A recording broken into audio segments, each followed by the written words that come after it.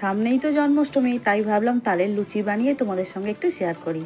তাল খুব ভালো করে গরম করে নিয়েছি। এবারে ময়দার সঙ্গে খুব সুন্দর করে এবার মেখে নিয়ে একটা শক্ত, যেমন রুটি বা লুচি হয় সেইভাবে একটা ডো করে নিয়েছি। তারপর লুচির জন্য ছোট ছোট লেচি কেটে নিয়েছি। লুচিগুলো এবারে আমাদের বেলে নিতে হবে। তালের লুচি বা পরোটা যাই কিছু খাও না কেন, বছরে এক দুবার তো খাওয়া হয়, খেতে কিন্তু দারুণ লাগে।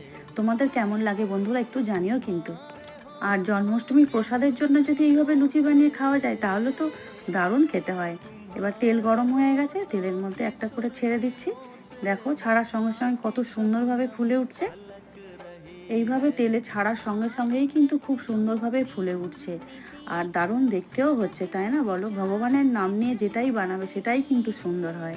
এক এক করে সব লুচি আমাদের ভাজা হয়ে গেছে। এবার একটা প্লেটের মধ্যে তুলে নিচ্ছি।